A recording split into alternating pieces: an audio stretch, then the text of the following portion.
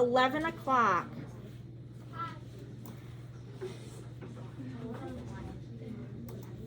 Alex burst out of the house and stopped in the open air, taking stock of his surroundings. He was aware of alarms ringing, guards running toward him, and 2 cars, still some distance away, tearing up the main drive, heading for the house. He just hoped that although it was obvious something was wrong, nobody would yet know what it was. They shouldn't be looking for him, at least not yet.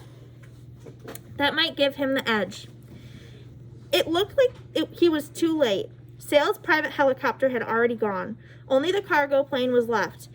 If Alex was going to reach the Science Museum in London in the 59 minutes left to him, he had to be on it.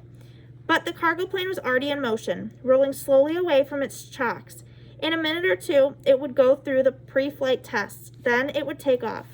Alex looked around and saw an open-topped Army Jeep parked on the drive near the front door.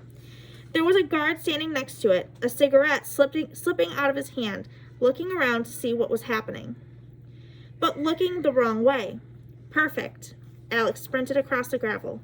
He had brought a weapon from the house, one of Sale's harpoon guns that had floated past him just as he left the room, and he'd snatched it up, determined at last to have something he could use to defend himself. It would be easy enough to shoot the guard right now. A harpoon in the back and the Jeep would be his, but Alex knew he couldn't do it. Whatever Alan Blunt and MI6 wanted to turn him into, he wasn't ready to shoot in cold blood, not for his country, not even to save his own life.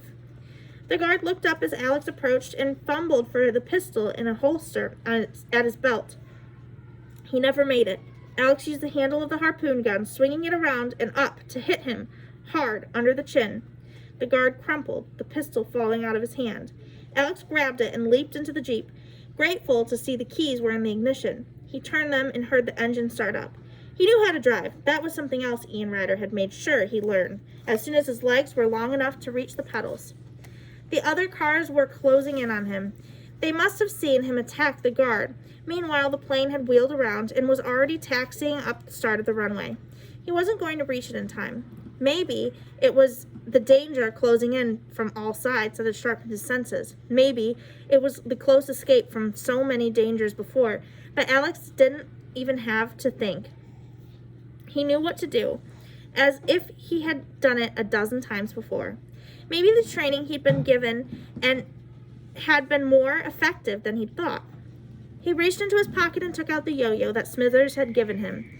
There was a metal stud on the belt he was wearing, and he slammed the yo-yo against it, feeling it click into place, as it had been designed to. Then, as quickly as he could, he tied the end of the nylon cord around the bolt of the harpoon. Finally, he tucked the pistol he had taken from the guard into the back of his trousers. He was ready. The plane was facing down the runway. Its propeller were at full speed. Alex wrenched the gear into first, released the handbrake, and gunned the Jeep forward, shooting over the drive and onto the grass, heading for the airstrip. At the same time, there was a chatter of machine gun fire. No, but it's okay. He yanked down on the steering wheel and twisted away as his wing mirror exploded and a spray of bullets slammed into the windshield and door. The 2 cars that he had seen coming up the main drive had wheeled around to come up behind him. Each of them had a guard in the back seat, leaning out of the window, firing at him. And they were getting closer. Alex tried to go faster, but it was already too late. The 2 cars had reached him, and for a horrible second he found himself sandwiched between them, one on each side. He was only inches away from the guards. Looking left and right, he could see into the barrels of their machine guns. There was only one thing to do. He slammed his foot on the brake, ducking at the same time. The Jeep skidded to a halt and the other 2 cars flashed past him. There was a chatter as both machine guns opened fire. Alex looked up. The 2 guards had squeezed their triggers simultaneously. They had both been aiming at him, but with the Jeep suddenly out of their sights, they had ended up firing at each other. There was a yell. One of the cars lost control and crashed into a tree, metalwork crumpling against wood. The other screeched to a halt, reversed, then turned to come after him. Alex slammed the car back into first gear and set off again. Where was the plane? With a groan, he saw that it had begun rolling down the runway. It was still moving slowly, but it was rapidly picking up speed. Alex hit the tarmac and followed. His foot was pressed down, the gas pedal against the floor. The Jeep was doing about 70, but it wasn't fast enough, and straight ahead of him, the way was blocked. 2 more cars had arrived on the runway. More guards with machine guns balancing themselves, half leaning out of the windows. They had a clear shot. There was nothing to stop them from hitting, unless... He turned the steering wheel and yelled out as the Jeep spun across the runway behind the plane. Now he had the plane between him and the approaching cars. He was safe, but only for a few more seconds. The plane was about to leave the ground. Alex saw the front wheel separate itself from the runway. He glanced in his mirror. The car that had chased him from the house was right on his tail. He had nowhere left to go. 1 car behind him, 2 more ahead. The plane was now in the air, the back wheels lifting off, the guard taking aim, everything at 70 miles an hour. Alex let go of the steering wheel, grabbed the harpoon gun, and fired.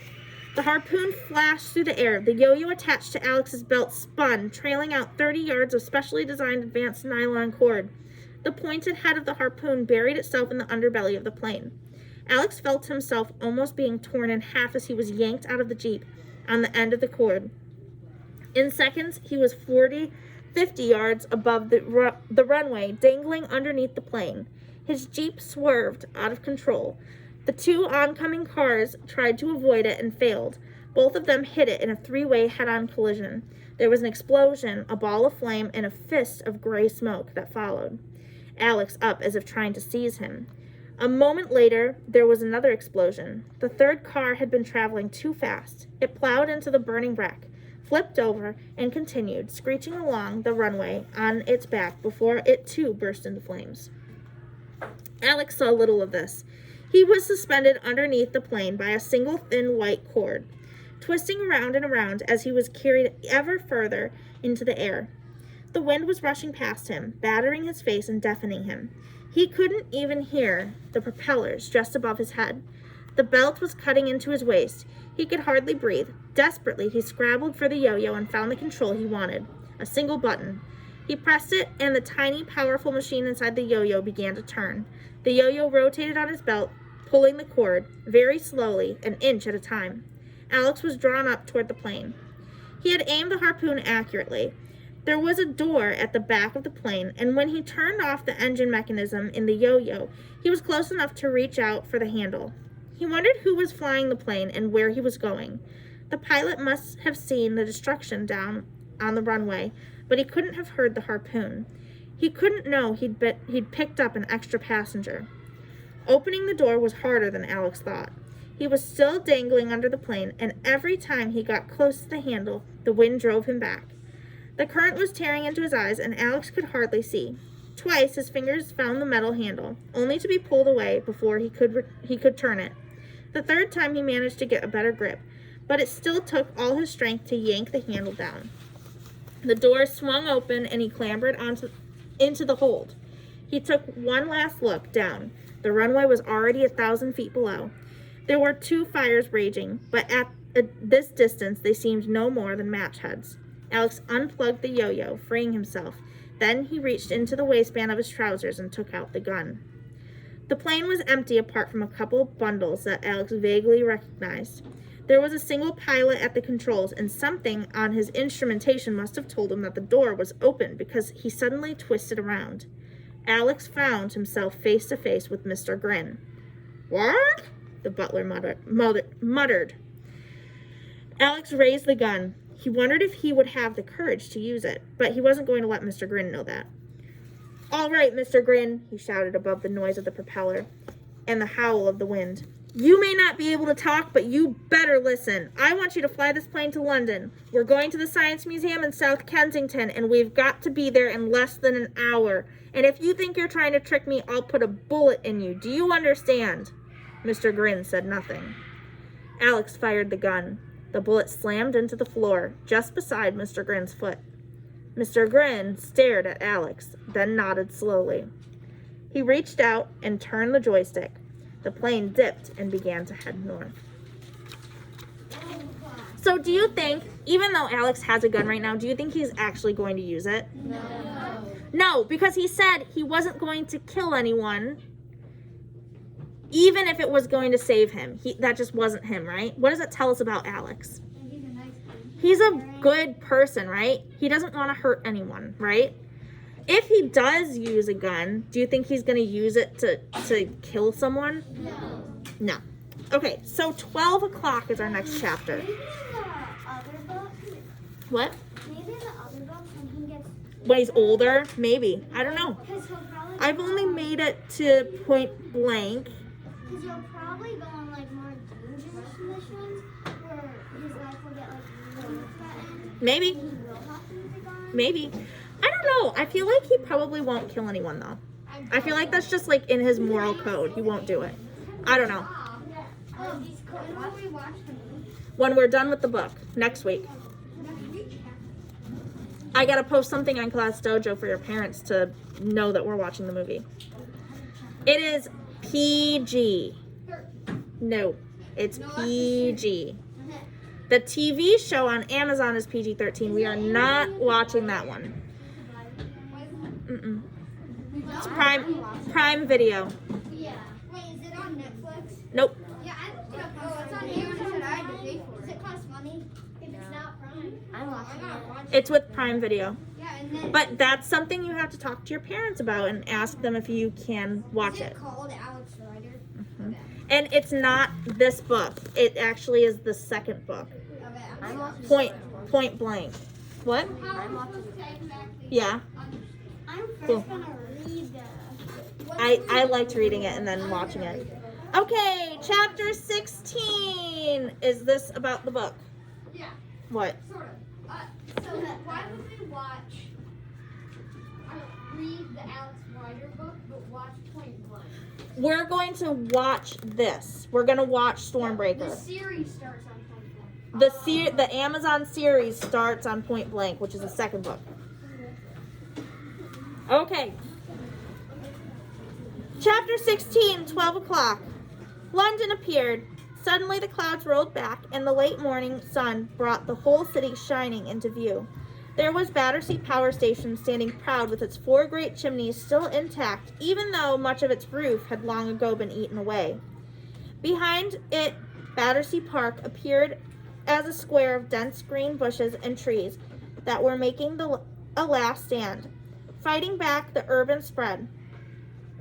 In the far distance, the Millennium Wheel perched like a fabulous silver coin, balancing effortlessly on its rim. And all around it, London crouched. Gas towers and apartment blocks, endless rows of shops and houses, roads, railways, and bridges stretching away on both sides, separated only by the bright silver crack in the landscape that was River Thames. Alex saw all this with a clenched stomach, looking out through an open door of the aircraft. He'd had 50 minutes to think about what he had to do. 50 minutes while the plane droned over Cornwall and Devon, then Somerset, and the Salisbury Plains before reaching the North Downs and on toward Windsor and London. When he had got into the plane, he had intended to use the radio to call the police or anyone else who might be listening. But seeing Mr. Grin at the controls had changed all that. He remembered how fast the man had been when he encountered him outside his bedroom. He knew he was safe enough in the cargo area with Mr. Grin strapped into the pilot seat at the front of the plane. Thank you. Okay, chill out on the balls. Thank you. But he didn't dare get any closer. Even with a gun, it would be too dangerous. He had thought of forcing Mr. Grin to land the plane at Heathrow. The radio had started squawking the moment they'd entered London airspace and had only stopped when Mr. Grin turned it off. But that would never have worked. By the time they reached the airport, touchdown, and coasted to a halt, it would be far too late. And then, sitting hunched up in the cargo area, Alex had recognized the 2 bundles lying on the floor next to him. They had told him exactly what he had to do. "Erg!" Mr. Grin said. He twisted around in his seat, and for the last time, Alex saw the hideous smile that the circus knife had torn through his cheeks. "Thanks for the ride," Alex said, and jumped out of the open door. The bundles were parachutes. Alex had checked them out and strapped one onto his back when they were still over reading. He was glad that he spent a day on parachute training with the SAS, although this flight had been even worse than the one he'd endured over the Welsh valleys. This time there was no static line.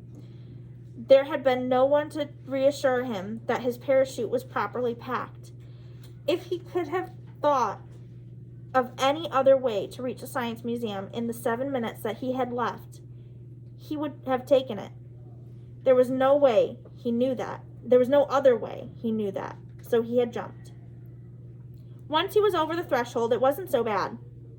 There was a moment of dizzying confusion as the wind hit him once again. He closed his eyes and forced himself to count to 3. Pull too early and the parachute might snag on the plane's tail.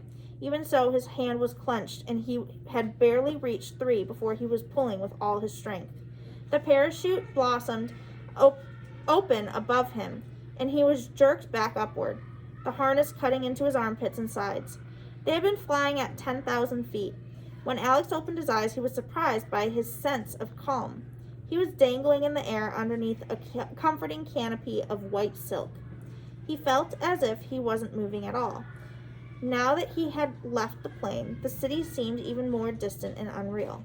It was just him, the sky, and London. He was almost enjoying himself. And then he heard the plane coming back. It was already a mile or more away, but now he saw it bank steeply to the right, making a sharp turn. The engines rose, the plane leveled out, and it headed straight towards him. Mr. Grin wasn't going to let him get away so easily. As the plane drew closer and closer, he could imagine the man's never-ending smile behind the window of the cockpit. Mr. Grin intended to steer the plane straight into him, to cut him into shreds in midair. But Alex had been expecting it. He reached down and took the Nintendo DS out of his trouser pocket. This time, there was no game cartridge in it, but he had slipped Bomber Boy out a long time ago and slid it across the floor of the empty cargo plane. That was where it was now, just behind Mr. Grin's seat, a smoke bomb, set off by remote control. He pressed the start button 3 times. Inside the plane, the cartridge exploded, releasing a cloud of acrid yellow smoke. The smoke billowed out through the hold, curling against the windows, trailing out of the open door. Mr. Grin vanished, completely surrounded by smoke. The plane wobbled, then plunged down. Alex watched the plane dive. He could imagine Mr. Grin blinded, fighting for control. The plane began to twist, slowly at first, then faster and faster. The engines whined. Now it was heading straight for the ground, howling through the sky. Yellow smoke trailed out in its wake. At the last minute, Mr. Grin managed to bring up the nose again, but it was much too late. The plane smashed into what looked like a deserted piece of dockland near the River Thames, and disappeared in a ball of flame. Alex looked at his watch. 3 minutes to 12. He was still thousands of feet in the air, and unless he landed on the very doorstep of the Science Museum, he wasn't going to make it. Grabbing hold of the ropes, using them to steer himself, he tried to work out the fastest way down. Inside the East Hall of the Science Museum, Herod Sale was coming to the end of his speech. The entire chamber had been transformed for the great moment when the Stormbreakers would be brought online. The room was caught between old and new, between stone colonnades and stainless steel floors, between the very latest in high-tech and old curiosities from the Industrial Revolution. A podium had been set up in the center for Sale. The Prime Minister, his press secretary, and the Minister of State for Education. In front of them were 12 rows of chairs for journalists, teachers, invited friends. Alan Blunt was in the front row, as emotionless as ever. Mrs. Jones, dressed in black with a large brooch on her lapel, was next to him. On either side, television towers had been constructed with cameras focusing in as Sale spoke. The speech was being broadcast live to schools throughout the country, and it would also be shown on the evening news. The hall was packed with another 200 or 300 people standing on first and second floor galleries, looking down on the podium from all sides. As Sale spoke, tape recorders turned and light bulbs flashed. Never before had a private individual made so generous a gift to the nation. This was an event, history in the making. It is the Prime Minister and the Prime Minister alone who is responsible for what is about to happen, Sale was saying. And I hope that tonight, when he reflects on what has happened today throughout this country, that he will remember our days together at school and everything he did at that time. I think tonight the country will know him for the man he is. One thing is sure, this is a day you will never forget. He bowed. There was a scattering of applause. The Prime Minister glanced at his press secretary, puzzled. The press secretary shrugged and with barely concealed rudeness. The Prime Minister took his place in front of the microphone. I'm not quite sure how to respond to that, he joked, and all the journalists laughed. The government had such a large majority that they knew it was in their best interest to laugh at the Prime Minister's jokes. I'm glad that Mr. Sale has such happy memories of our school days together, and I'm glad that the two of us together today can make such a vital difference to our nation's schools. Herod Sale gestured at a table slightly to one side of the podium. On the table was a Stormbreaker computer, and next to it, a mouse. This is the master control, he said. Click on the mouse and all the computers will come online. Right. The Prime Minister lifted his finger and adjusted his position so the cameras could get his best profile. Somewhere outside the museum, a clock struck 12. Alex heard the clock from about 500 feet up, with the roof of the Science Museum rushing toward him. He had seen the building just after the plane had crashed. It hadn't been easy finding it, with the city spread out like a three-dimensional map right underneath him. On the other hand, he had lived his whole life in West London and had visited the museum often enough. First, he had seen the Victorian pile that was Albert Hall. Directly south of it was a tall white tower surmounted by a green dome, Imperial College. As Alex dropped, he seemed to be moving faster. The whole city had become a fantastic jigsaw puzzle, and he knew he only had seconds to piece it together. A wide, extravagant building with church-like towers and windows. That had to be the Natural History Museum. The Natural History Museum was on Cromwell Road. How did you get from there to the Science Museum? Of course, turn left at the light up Exhibition Road. And there it was. Alex pulled at the parachute, guiding himself toward it. How small it looked compared to the other landmarks. A rectangular building jutting in from the main road with a flat gray roof and next to it a series of arches. The sort of thing you might see on a railway station or perhaps an enormous conservatory. They were a dull orange in color, curving one after another. It looked as if they were made of glass. Alex could land on the flat roof, then all he would have to do was look through the curved one. He still had the gun he had taken from the guard. He could use it to warn the Prime Minister. If he had to, he figured he could use it to shoot Herod Sale.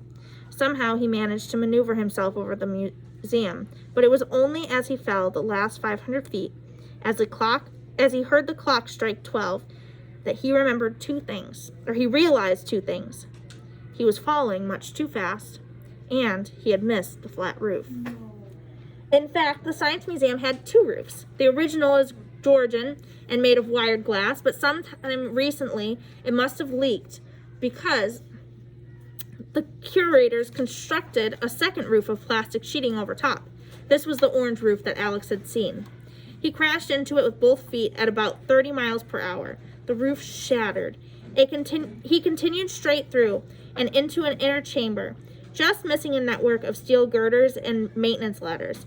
He barely had time to register what looked like a brown carpet stretched out over the curving surface below. Then he hit it and tore through that too. It was no more than a thin cover designed to keep the light and dust off the glass that it covered. With a yell, Alex smashed through the glass. At last, his parachute caught on a beam. He jerked to a halt, swinging in midair inside the East Hall. This was what he saw. Far below him, all around him, 300 people had stopped and were staring up at him in shock. There were people sitting in chairs directly underneath him, and some of them had been hit. There was blood and broken glass. A bridge made of green glass slats stretched across the hall. There was a futuristic information desk, and in front of it, at the very center of everything, was a makeshift stage. He saw the Stormbreaker first. Then, with a sense of disbelief, he recognized the Prime Minister standing slack-jawed next to Herod Sale. Alex hung in the air. dangling at the end of the parachute, as the last pieces of glass fell and disintegrated on the terracotta floor.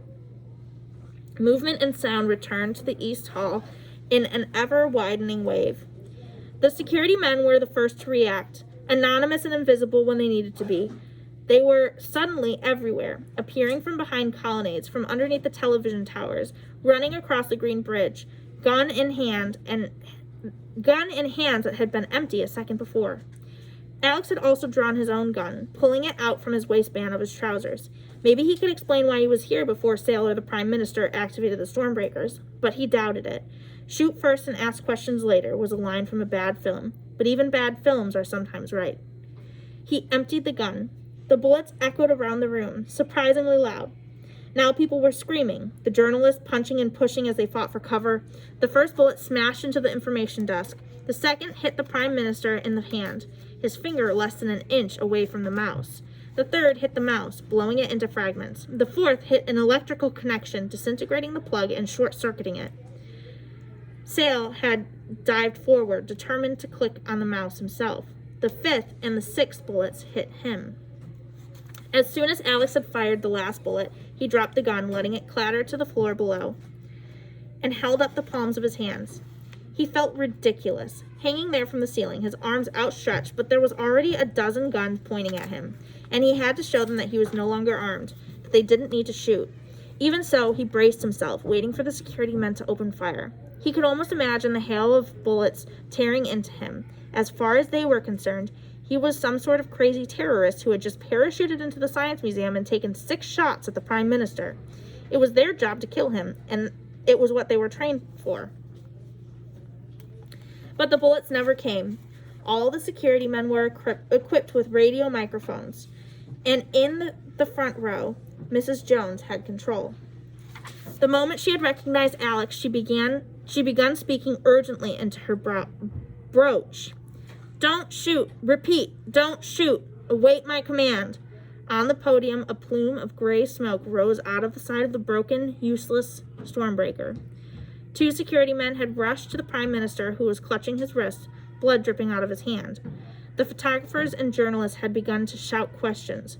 Their cameras were flashing, and the television cameras, too, had been swung around to focus in on the figure swaying high above. More security men were moving to seal off the exits, following orders from Mrs. Jones, while Alan Blunt looked on, for once in his life, out of his depth. But there was no sign of Herod Sale. The head of Sale Enterprises had been shot twice, but somehow he had disappeared. Chapter 17, Yasin. So, in our chapter 15 and 16, you can see that there are 3 slides, yes? There's the first slide with our vocabulary words. Then we have our second slide with an activity, and our third slide with cause and effect. The third slide you can go ahead and delete. You click on the slide and you hit backspace or delete. Okay, do not continue to hit delete, because if you continue to hit delete, then your second slide will disappear as well. Okay? Our second slide, since we already know how to do our vocabulary, I'm going to focus on the second slide. I'll tell you in a second, okay? Okay. Our second slide says, please choose images or GIFs to add in the boxes to describe the events in this chapter. Be sure to add a caption to explain why you chose it. So in the big square boxes, you're going to insert a picture. We know how to do this. You can also do GIFs. Yeah? Yeah.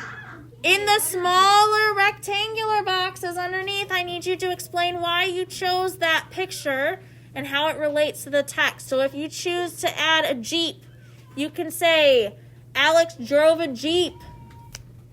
Got it? Okay, I do not want pictures of guns, please. What are GIFs?